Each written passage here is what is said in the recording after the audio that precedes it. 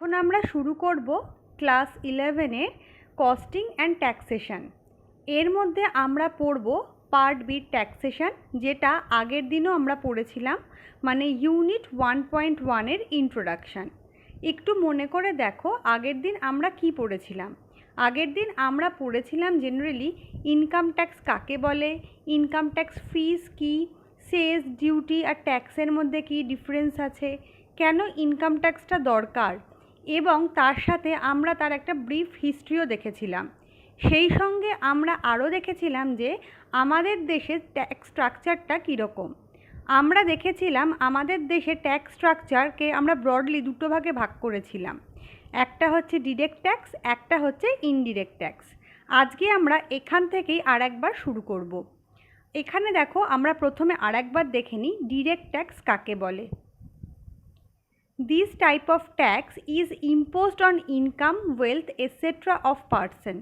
Tax of which incidence and impact fall on the same person is known as direct tax, such as income tax. It means in the case of direct tax is recovered directly from the assessee who ultimately bears such taxes. Example, income tax, wealth tax, professional tax, etc. মানে direct tax বলতে আমরা সেই ট্যাক্সকেই বুঝি যে ক্ষেত্রে যে ব্যক্তির ওপর আমরা ট্যাক্সটাকে ইম্পোজ করব সেই ব্যক্তি রেসপন্সিবল থাকবে সেই ট্যাক্সটাকে পে করবার জন্য। এখানে দেখো একটা ইম্পর্ট্যান্ট টার্মিনোলজি আছে, দ্যাট ইজ অ্যাসেসি। এটা নিয়ে আমরা পরে আলোচনা করব, কিন্তু তাও একটু জেনে রাখো যে ব্যক্তিকে আমরা যে ব্যক্তি ট্যাক্স দিতে বাধ্য থাকেন তাকে আমরা বলে থাকি অ্যাসেসি। তাহলে এক্ষেত্রে কি হবে, আমার ইনকাম তার ওপর সরকার ইনকাম ট্যাক্স চাপাচ্ছেন, তাহলে সেক্ষেত্রে আমি রেসপন্সিবল হব সেই ট্যাক্সটাকে পে করবার জন্য। ঠিক একইভাবে ওয়েলথ ট্যাক্স অ্যান্ড প্রফেশনাল ট্যাক্সও তাই। এগুলো নিয়ে আমরা বিস্তারিত একটু পরে আলোচনা করব। এবার দেখে নাও ইনডিরেক্ট ট্যাক্স কাকে বলে। Tax of which incidence and impact fall on two different persons is known as indirect tax, such as GST. In this case of indirect tax is recovered from the assessee who passes such burden to another person and ultimately borne by consumer of such goods or services. Example, excise duty, custom duty, etc. মানে indirect tax বলতে আমরা সেই ট্যাক্সকেই বুঝছি যেই tax আমাদের যে পার্সনের ওপর ইম্পোজ করা হবে সেই পার্সন যদিও প্রাইমারিলি সেটাকে পে করবে, কিন্তু আলটিমেটলি সেই যে ট্যাক্সের বার্ডেন সেটাকে শিফট করতে থাকবে ডিফারেন্ট পার্সনসের ভিতর, এবং আলটিমেটলি সে কনজিউমারের থেকে সেই ট্যাক্সের পোর্শনটা তুলে নেবে। এবং এক্ষেত্রে কস্ট প্রাইসের সাথে ট্যাক্স যোগ করেই কিন্তু তারা সেলস প্রাইসটা ডিটারমাইন করে। যে ক্ষেত্রে যে কোনো গুডসের এমআরপির পাশেই দেখবে লেখা থাকে ইনক্লুসিভ অফ অল ট্যাক্সেস, তার মানে ওখানে আমাদের সেই প্রোডাক্টটা ম্যানুফ্যাকচারিং কস্ট প্লাস তার সাথে যে ট্যাক্সটা সরকারকে দিতে হবে সেই ট্যাক্সটাও ইনক্লুডেড থাকে। এক্সাম্পল কি, এক্সাম্পল হচ্ছে excise duty, custom duty, etcetera. আর তোমরা এখন জানো জিএসটি এসছে নতুন, জিএসটিও কিন্তু ইনডিরেক্ট ট্যাক্সের একটা বড় উদাহরণ। এবারে আমরা দেখে নেব এই ডিরেক্ট ট্যাক্স এবং ইনডিরেক্ট ট্যাক্সের মধ্যে কি কি পার্থক্য রয়েছে। ডিরেক্ট ট্যাক্সটা দেখো, incidence and impact fall on the same person, মানে এক্ষেত্রে যার ওপর আমরা ট্যাক্সটা চার্জ করব সেই পার্সনই সেই ট্যাক্সটাকে বেয়ার করবে। কিন্তু ইনডিরেক্ট ট্যাক্সের ক্ষেত্রে incidence and impact fall on two different persons, মানে ইনডিরেক্ট ট্যাক্সের ক্ষেত্রে যার ওপর ট্যাক্সটাকে ইম্পোজ করা হবে সে আলটিমেটলি বার্ডেন অন্য একজন পার্সনের কাছে শিফট করে দেবে। ডিরেক্ট ট্যাক্সে দেখো কি রয়েছে, অ্যাসেসি himself Beers such taxes, Das it pinches the tax payer. মানে এখানে দেখো কি বলছে যে এখানে অ্যাসেসিকে নিজেকে বেয়ার করতে হবে সেই ট্যাক্সটা, সেই জন্য এই ট্যাক্সটায় অ্যাফেক্ট করবে অ্যাসেসিকে। ইনডিরেক্ট ট্যাক্সের ক্ষেত্রে দেখো, tax is recovered from the অ্যাসেসি who passes such burden to another person, Das it doesn't pinch the tax payer.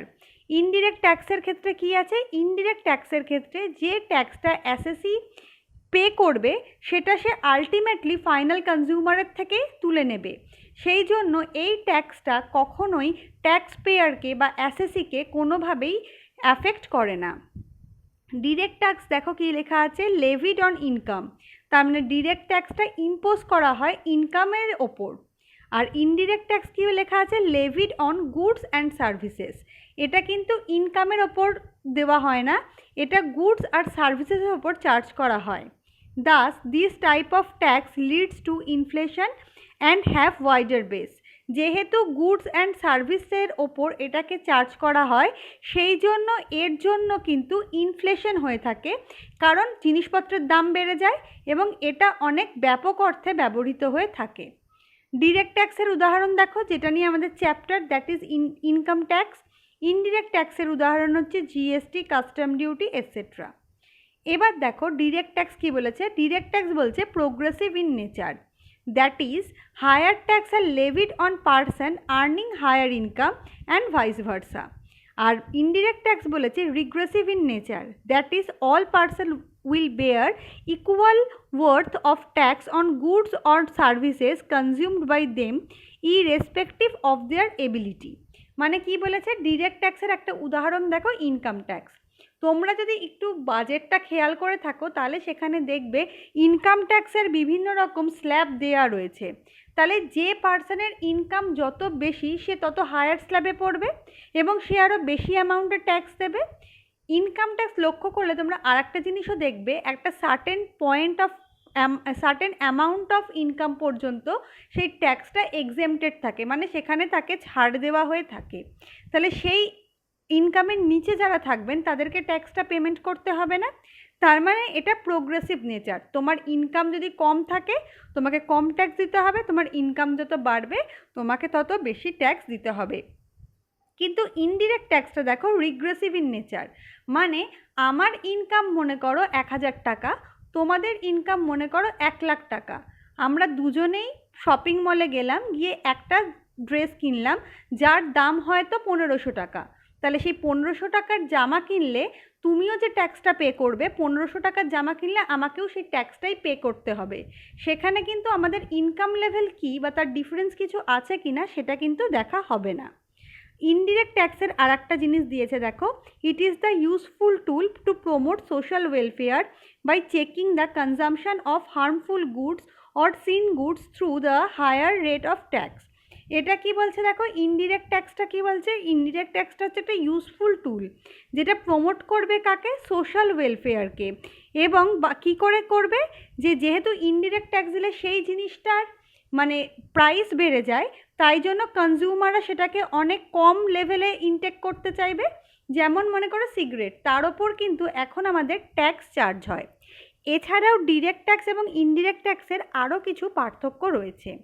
যেমন মনে করো ডিরেক্ট ট্যাক্স কালেকশনের জন্য অনেক কম কস্ট বেয়ার করতে হয়। কেন? কারণ আমরা জানি কে সেই টাকাটা দেবে। কিন্তু ইনডিরেক্ট ট্যাক্সের ক্ষেত্রে কি হয়, অনেক কর্মচারীকে নিয়োগ করতে হয়, অনেক অফিস খুলতে হয়, সেই জন্য ইনডিরেক্ট ট্যাক্সের কালেকশন কস্টটা অনেক বেশি থাকে। এবারে দেখো কি বলেছে, এবারে হচ্ছে এই যে ডিরেক্ট ট্যাক্স থাকে সেটা একবার আরোপ করা হলে যে করদাতা তাকে কিন্তু বাধ্যতামূলকভাবে সেটা প্রদান করতে হবেই।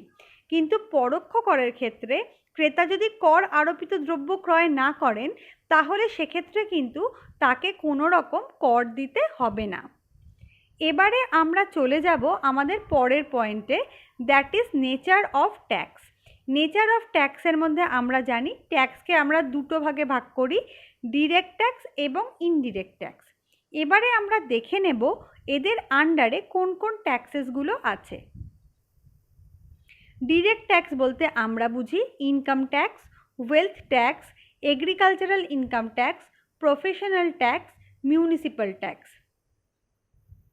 ইনডিরেক্ট ট্যাক্স, ইনডিরেক্ট ট্যাক্স বলতে আমরা বুঝি excise duty, customs duty, sales tax, value added tax, service tax, octroi, entry tax, expenditure tax, amusement tax. এবারে এখানটা কেন বললাম, কারণ এখান থেকে তোমাদের এমসিকিউ এবং এসএকিউ এর কোয়েশ্চেন আসে। বিভিন্ন ট্যাক্স তুলে দিয়ে জিজ্ঞেস করা হয় যে সেটা তোমাদের ডিরেক্ট ট্যাক্স নাকি ইনডিরেক্ট ট্যাক্স। তাই এখানে কিছু ইম্পর্টেন্ট ট্যাক্সেসগুলো নিয়ে আমরা আলোচনা করব। প্রথমটা দেখো ইনকাম ট্যাক্স, এটা আগের দিনও বলেছি, তবুও আর একবার বলে দিচ্ছি। ইনকাম ট্যাক্সের ক্ষেত্রে ইনকামের ওপর ট্যাক্স চার্জ করা হয়, তাই ইনকাম ট্যাক্স হচ্ছে ডিরেক্ট ট্যাক্স। ভারতের আয়কর আইন 1961 অনুসারে এটি নিয়ন্ত্রিত হয়ে থাকে। এখানে জেনারেল রেটই স্পেসিফাই করে দেয়, যেটা হচ্ছে আমাদের স্পেসিফাই করা থাকে, এবং কিছু কিছু ক্ষেত্রে আমাদের বিশেষ হারে কর দিতে হয়, যেটা আমাদের ইনকাম ট্যাক্স অ্যাক্ট স্পেসিফাই করে থাকে। যে পূর্ববর্তী বছরের জন্য মোট আয় হিসাব করা হয় তার সম্পর্কে আয়কর আইনের part 1 of the first schedule বিভিন্ন রকমভাবে বিভিন্ন শ্রেণীর নির্ধারির ওপর কতটা করে কর দেওয়া হবে সেটাকে উল্লেখ করেছেন। প্রত্যেকটি স্বতন্ত্র শ্রেণীর ওপর প্রযোজ্য হার অনুযায়ী প্রত্যেক শ্রেণীর মোট আয়ের উপর কর হিসাব করা হয়ে থাকে। আয়ের উৎস থেকে বিভিন্ন ধারা অনুযায়ী আয়কর কেটে নেওয়া হয়। কোনো নির্ধারিত প্রদেয় নিট কর হিসাবের সময় তার সমগ্র প্রদেয় কর থেকে 88 এই ধারায় ছাড়গুলোকে বাদ দেবার পর আমরা নিট কর পেয়ে থাকি। নেক্সট ইম্পর্টেন্ট কর যেটা আছে সেটা হচ্ছে ওয়েলথ ট্যাক্স। যদিও এটা অ্যাসেসমেন্ট ইয়ার 2016-17 থেকে আর অ্যাপ্লিকেবল নয়, তবুও আমরা একটু জেনে রাখবো, কারণ যাতে এমসিকিউ এলে আমরা তার উত্তর দিতে পারি। দেখো, ওয়েলথ ট্যাক্সও এক রকমের ডাইরেক্ট ট্যাক্স। আমার ওয়েলথ আছে, তার ওপর গভর্নমেন্ট ট্যাক্স চার্জ করছে, তাই জন্য আমাকে ওয়েলথ ট্যাক্স পে করতে হয়েছে। এই কর নিট সম্পদের ওপর ধার্য করা হয়। নিট সম্পদ বলতে আমরা কি বুঝি? নিট সম্পদ বলতে আমরা নেট ওয়েলথকে বুঝে থাকি।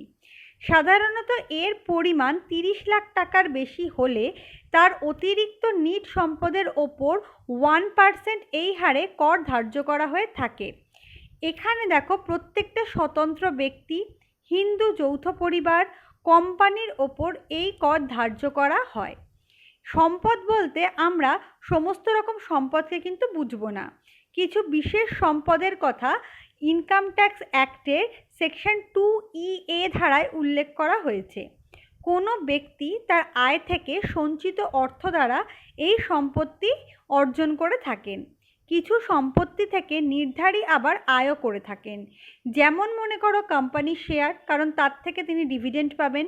ব্যাংকে যদি আমরা টাকা রাখি তার থেকে আমরা ইন্টারেস্ট পাবো। তাই যে সমস্ত সম্পত্তি থেকে আমরা আয় পেয়ে থাকব তাদেরকে আমরা বলবো আমাদের প্রোডাক্টিভ অ্যাসেট। আবার কোনো কোনো সম্পত্তির থেকে আমরা আয় পাবো না, সেই সমস্ত সম্পত্তিকে আমরা বলবো নন প্রোডাক্টিভ অ্যাসেট। যেমন মনে করো আমার সোনার গয়না, আমার বাড়ির ব্যবহারের জন্য যদি আমরা কোনো মোটর গাড়ি কিনে থাকি সেগুলো। কোনো নির্ধারিত মোট সম্পদ আবার ভারতে তার আবাসিক মর্যাদার উপরেও নির্ভর করে। এটা নিয়ে আমরা পরে আলোচনা করব, না হলে তোমরা কিন্তু বুঝতে পারবে না। যে সমস্ত সম্পত্তি তার মোট সম্পত্তিতে যোগ করা হবে সেগুলো তার পূর্ববর্তী বছরের শেষ দিনে অর্থাৎ 31 মার্চের যে মার্কেট প্রাইস থাকবে সেই অনুযায়ী তার ভ্যালুয়েশন করা হবে। মোট সম্পত্তির মূল্য থেকে শুধুমাত্র ওই সম্পত্তিগুলোকে ক্রয় করার জন্য যদি ঋণ নেওয়া হয়ে থাকে তাহলে ঋণের সেই অংশ সেকশন 2M এই ধারা অনুসারে বাদ যাবে। এবারে আমরা চলে যাব কাস্টম ডিউটিতে। কাস্টম ডিউটি কাকে বলছে? কাস্টম ডিউটি হচ্ছে একটা ইনডিরেক্ট ট্যাক্স। ভারত থেকে বিদেশে পণ্য রপ্তানি বা বিদেশ থেকে ভারতে পণ্য আমদানির ওপর এই ট্যাক্স ইম্পোজ করা হয়। এই ট্যাক্স কে ইম্পোজ করেন? এই ট্যাক্স সেন্ট্রাল গভর্নমেন্ট ইম্পোজ করেন এবং এর হার আমাদের ফাইন্যান্স অ্যাক্ট দ্বারা নির্ধারণ করা হয়। কাস্টমস অ্যাক্ট 1962 অনুযায়ী এই শুল্ক আরোপ এবং সংগ্রহ করা হয়ে থাকে। এই আইন 1963 এর 1 ফেব্রুয়ারি থেকে আমাদের দেশে ইমপ্লিমেন্টেড হয়েছে এবং এটি অল ওভার ইন্ডিয়ার ক্ষেত্রেই প্রযোজ্য। নেক্সট হচ্ছে আমাদের উৎপাদন শুল্ক বা এক্সাইজ ডিউটি। উৎপাদন শুল্ক হলো পরোক্ষ কর। এই পরোক্ষ কর প্রধানত কেন্দ্রীয় উৎপাদনের শুল্ক এবং লবণ আইন 1944, উৎপাদন শুল্ক আইন বা এক্সাইজ ডিউটি অ্যাক্ট 1985 অনুসারে চলে। তবে কিছু কিছু দ্রব্য যেমন মাদক পানীয়, আফিম ইত্যাদির ওপর উৎপাদন শুল্ক ধার্য করবার অধিকার কিন্তু শুধুমাত্র স্টেট গভর্নমেন্টেরই আছে। কেন্দ্রীয় সরকারের সর্বাপেক্ষা বেশি আয় হয় উৎপাদন শুল্ক থেকে। শুধুমাত্র সেই সমস্ত দ্রব্য উৎপাদনের ওপর এই শুল্ক দিতে হয় যেগুলি সেন্ট্রাল এক্সাইজ ট্যারিফ অ্যাক্ট 1985-এ উল্লেখিত আছে। যদিও উৎপাদনের উপর এই শুল্ক দেওয়া হয়, কিন্তু উৎপাদিত দ্রব্য কারখানার বাইরে নিয়ে যাওয়ার ঠিক আগে দ্রব্য উৎপাদক কেন্দ্রীয় উৎপাদন শুল্ক বিভাগকে এই শুল্ক দিয়ে তবেই কিন্তু কারখানার বাইরে উৎপাদিত পণ্য নিয়ে যাবার অনুমতিপত্র সংগ্রহ করেন। এই শুল্ক প্রথমে দ্রব্য উৎপাদক প্রদান করে, পরে উৎপাদিত দ্রব্যের দাম বাড়িয়ে সেই অর্থ কিন্তু ক্রেতার কাছ থেকেই আদায় করা হয়, যেটা হচ্ছে ইনডিরেক্ট ট্যাক্সের একটা সবথেকে ইম্পর্টেন্ট ফিচার।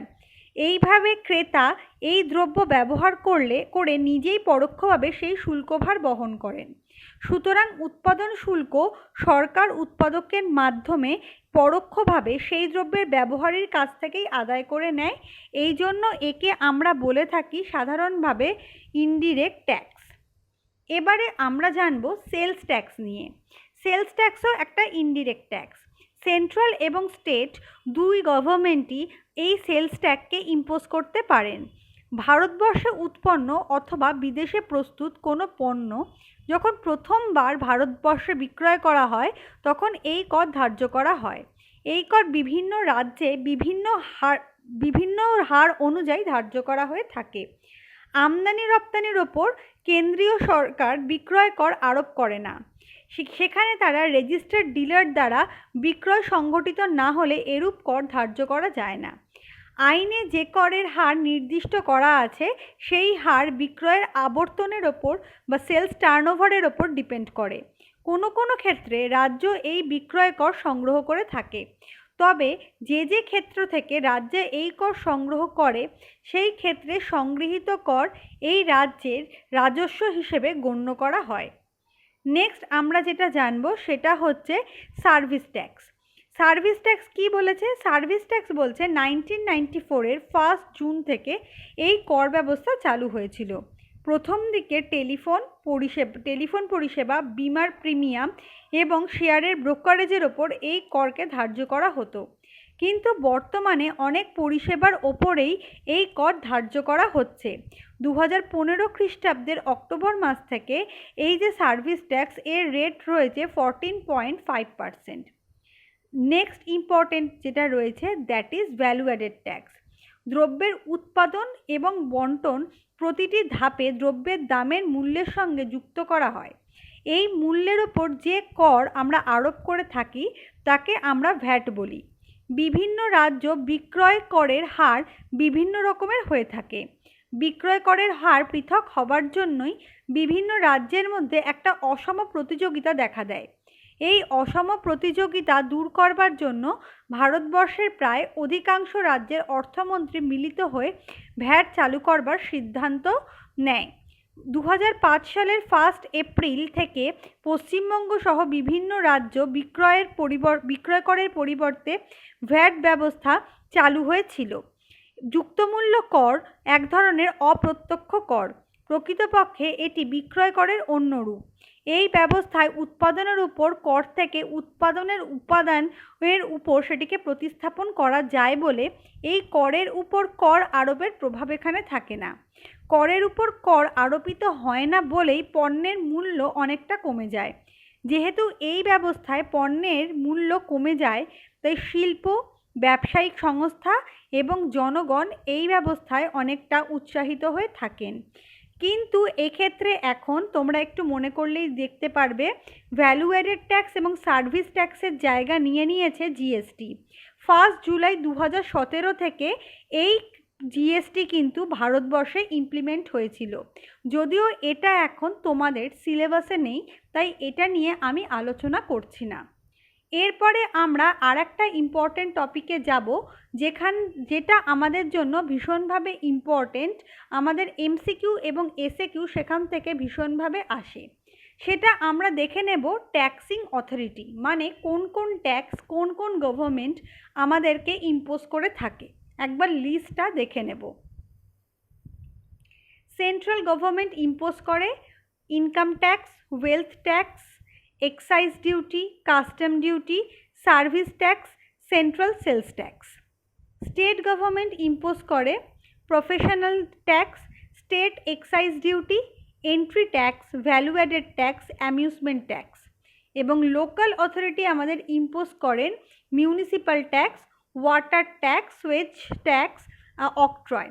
আচ্ছা, একটা জিনিস একটু মনে রাখবে, এখানে অনেকগুলো ট্যাক্স এবং তার অনেকগুলো অথরিটির নাম মেনশন করা রয়েছে। তোমরা পরীক্ষায় এখান থেকে বিভিন্ন রকম প্রশ্নও আসে, সুতরাং আমার মতে যে কোনো দুটো ট্যাক্সিং অথরিটি এবং তার আন্ডারে যে ট্যাক্সগুলো ইম্পোজড হয় সেগুলো ভালো করে মুখস্থ করে নেবে। তাহলে সেই দুটো ছাড়া বাকি যে ট্যাক্সগুলো আসবে সেটা আরেকজন অথরিটি ইম্পোজ করবে। মানে মনে করো তুমি যদি স্টেট গভর্নমেন্ট আর লোকাল অথরিটি কোন কোন ট্যাক্স ইম্পোজ করছে জেনে নাও, তাহলে সেইগুলো ছাড়া বাকি যে সমস্ত ট্যাক্সগুলো পড়ে থাকছে সেগুলো অবশ্যই সেন্ট্রাল গভর্নমেন্ট ইম্পোজ করবে।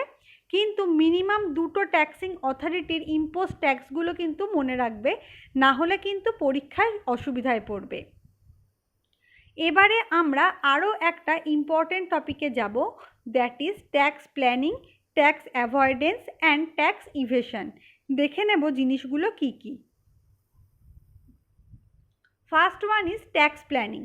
Tax planning is a way to reduce tax liability by taking full advantages provided by the Act through various exemptions, deductions, rebates and relief. In other words, it is a way to reduce tax liability by applying script and moral of law. It is the scientific planning so as to attract minimum tax liability or postponement of tax liability for the subsequent period by availing various incentives, concessions, allowance, rebates and relief provided in the act. Tax planning কি বলছে? Tax planning বলতে আমরা একটা legal প্ল্যানিংকে বোঝাচ্ছি, যেই planning অনুযায়ী চললে আমাদের ট্যাক্স বার্ডেনটা কমবে। কিভাবে কমবে? কারণ সেই অনুযায়ী যদি আমরা প্ল্যান করি তাহলে আমরা অনেক এক্সেমশন, ডিডাকশান, রিবেট, রিলিফ পাবো, যার ফলে আমাদের ওভারঅল ট্যাক্স লাইবিলিটিটা কমে যাবে। কিন্তু এইটা যে করা হবে এটা কিন্তু প্রপার রুলস অ্যান্ড রেগুলেশনস এবং লয়ের আন্ডারে থেকেই করা হবে। এক্ষেত্রে কি হবে? এক্ষেত্রে বিভিন্ন রকমের তোমার কনসেশন পাওয়া যাবে, রিলিফ পাওয়া যাবে এই পলিসিতে চলতে। মানে ট্যাক্স প্ল্যানিংয়ের মেন মোটো হচ্ছে আমাদের ক্ষেত্রে ট্যাক্স রিডাকশন করা। নেক্সট হচ্ছে tax avoidance. It is an exercise by which the assessee legally takes advantages of the loopholes in the Act. Tax avoidance is a practice of bending in the law without breaking it. It is a way to reduce tax liability by applying script of law only. Most of the amendments are aimed to curb such loopholes. এটা কি বলছে দেখো, tax avoidance বলতেও আমরা কিন্তু tax burden reduction করাকেই বুঝছি। কিন্তু সেটা কি করে হবে? যে কোনো লয়েরই জানবে অনেক যেমন রুলস অ্যান্ড রেগুলেশনস থাকে তেমনই অনেক লয়ের ক্ষেত্রে লুপহোলসও থাকে। সেই লুপহোলসগুলোকে নিয়ে আমরা যখন প্ল্যান করি এবং তার ফলে যখন আমাদের ট্যাক্স রিডাকশন হয়ে যায় তখন আমরা তাকে ট্যাক্স অ্যাভয়েডেন্স বলি। কিন্তু ট্যাক্স অ্যাভয়েডেন্সের ক্ষেত্রে মনে রাখবে আমাদের ক্ষেত্রে রুলস অ্যান্ড রেগুলেশনসটা ইম্পর্টেন্ট। ট্যাক্স অ্যাভয়েডেন্স মানে কিন্তু ট্যাক্সের রুলসকে ভায়োলেট করা নয়। নেক্সট হচ্ছে tax evasion. Tax evasion is the illegal way to reduce tax liability by deliberately suppressing income or sale or by increasing expenses etcetera which result in reduction of total income of the assessee. Tax evasion is illegal both in script and moral. It is the cancer of the modern society and works as the clog in the development of the nation. Tax evasion বলতে আমরা কি বুঝি? Tax evasion বলতে আমরা tax রিডাকশনকেই বুঝি, কিন্তু illegal ওয়েতে। মনে করো আমার কোম্পানি আছে, সেখানে আমার অ্যানুয়াল টার্নওভার ধরো হয়েছে 2 লাখ টাকা, কিন্তু আমি সেটাকে ম্যানুপুলেট করে 2 লাখ টাকা থেকে কমিয়ে 1 লাখ টাকা দেখালাম, বা আমার এক্সপেন্সেস আছে 70,000 টাকা, তাহলে 70,000 টাকাকে আমি বাড়িয়ে 1,70,000 টাকা দেখালাম। অ্যাজ এ রেজাল্ট দেখো আমার ওভারঅল যে ইনকাম বা প্রফিট সেটাই কিন্তু কমে যাবে। তাহলে সেটা যদি কমে যায় তাহলে তার উপর আমাকে ট্যাক্সও কম দিতে হবে। কিন্তু এটা মানে কি? এটা মানে অবশ্যই রুলসের ভায়োলেশন।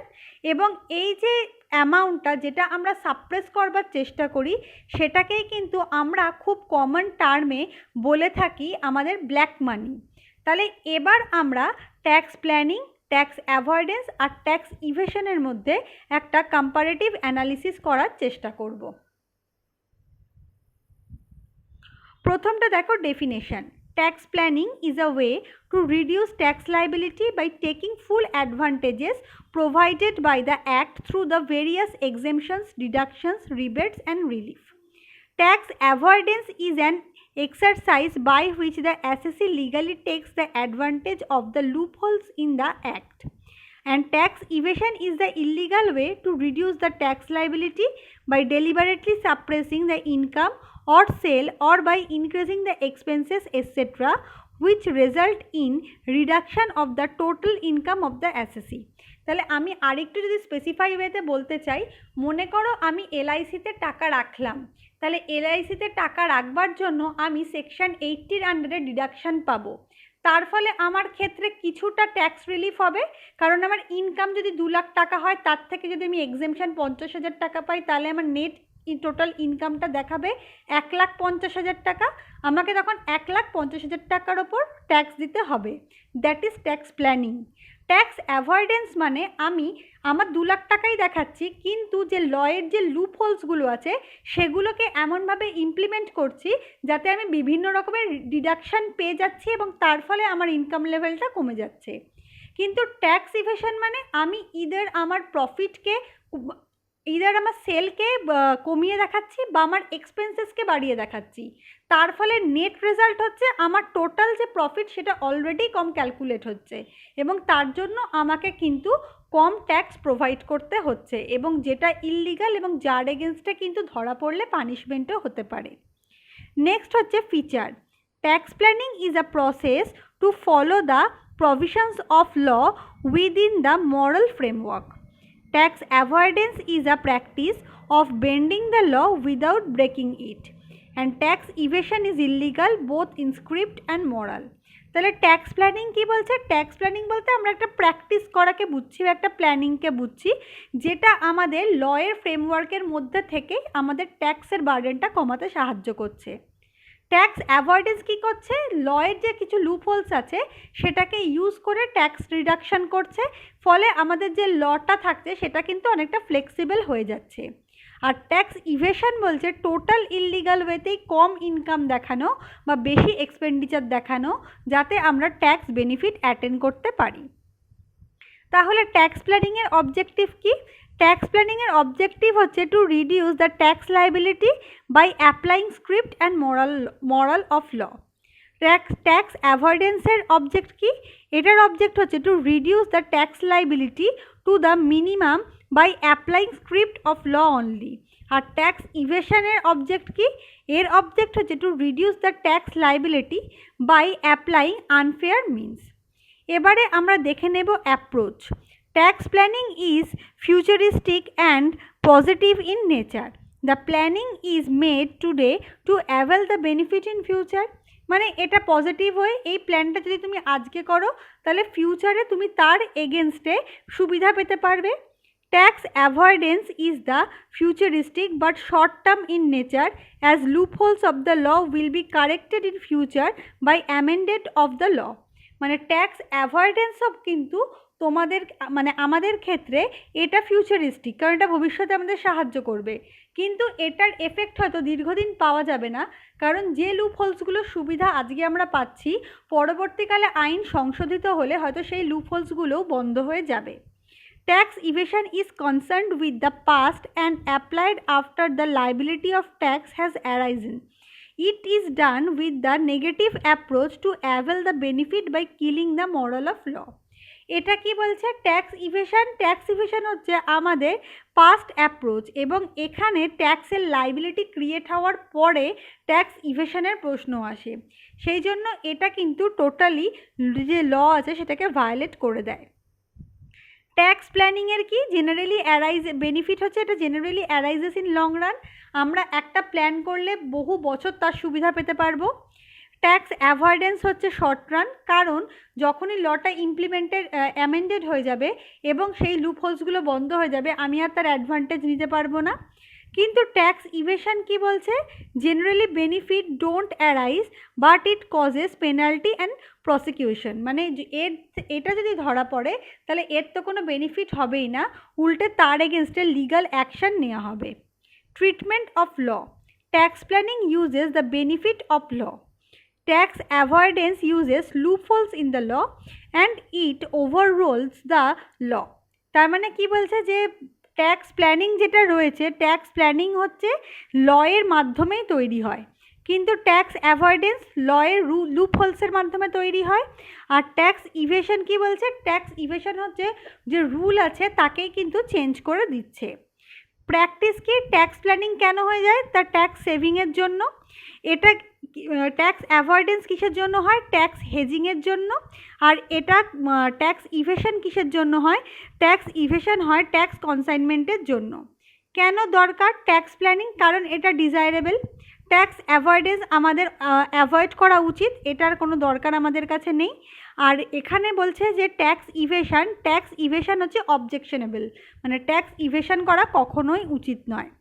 মরালিটি, ট্যাক্স প্ল্যানিং অবশ্যই মরাল ইন নেচার, কারণ সেখানে সমস্ত লস ঠিক থাকছে। ট্যাক্স অ্যাভয়েডেন্স ইমরাল, কারণ সেখানে লয়ের কিছু কিছু খুঁত থেকে আমরা সেই ট্যাক্সের বেনিফিটটা পাচ্ছি। আর ট্যাক্স ইভেশন হচ্ছে টোটালি ইললিগাল, তার মানে এটা আমাদের কখনোই করা উচিত নয় এবং অনৈতিক। আমরা 1.1 ইউনিটের যে চ্যাপ্টারটা পড়লাম তার বেসিসে কিছু ইম্পর্টেন্ট কোয়েশ্চেন্স আমরা দেখে নেব। What is income tax? What is the difference between income tax and income tax fees? Name of two taxes which are imposed by central government. What do you mean by tax evasion? What are the objectives of income tax? Discuss the tax structure in India. Income tax is one tax and not the aggregation of taxes. Discuss. এই সমস্তগুলোই কিন্তু তোমাদের আলোচনা করা হয়েছে এবং last কোয়েশ্চেনটা বইয়েও দেওয়া রয়েছে, সেটা কিন্তু অবশ্যই দেখে নেবে।